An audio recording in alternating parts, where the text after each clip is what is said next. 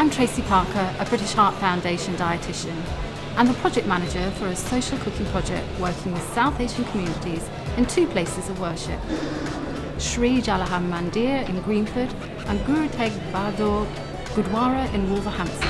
The reason why we are working with South Asian communities, South Asian living in the UK are more likely to die prematurely from a heart attack and are twice as likely to have diabetes, a major risk factor for coronary heart disease.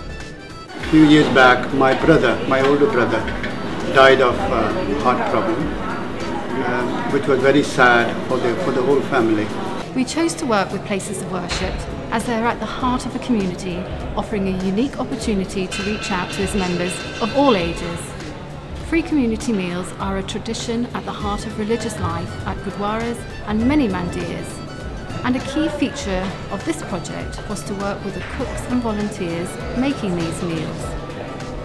We wanted to show them how small changes in their cooking methods to use less saturated fat and salt would have a big impact on their community's heart health and, importantly, still taste great. It's very important for the trustees and the management committee, and I think it's their responsibility that they should give out the message of healthy living, good diet, and British Heart Foundation has been tremendous in the last couple of years, who has been very, very helpful in this good product.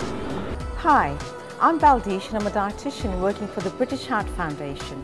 The British Heart Foundation developed some simple tricks to help reduce intakes of saturated fat and salt in place of worship and save lives in their fight for every heartbeat. The difference is amazing. A congregation member eating a meal every day at the place of worship could see their saturated fat intake reduced by up to 50%. That's going from this to this over the course of a year.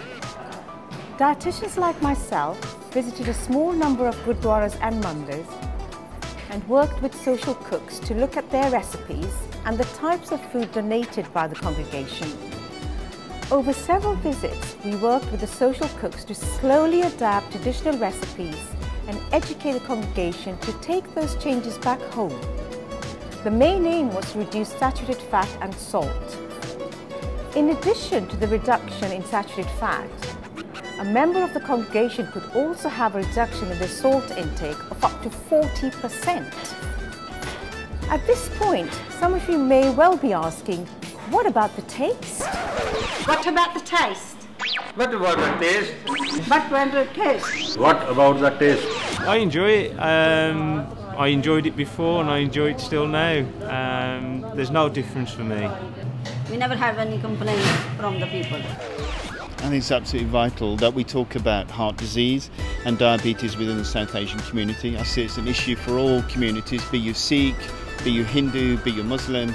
We all eat the same food, we all eat chapatis, pickles. It's about sending out a message to everybody that you can have easy access to healthy food, and particularly to our youngsters who come along to places of worship, so that you get them into a good habit from a very early stage.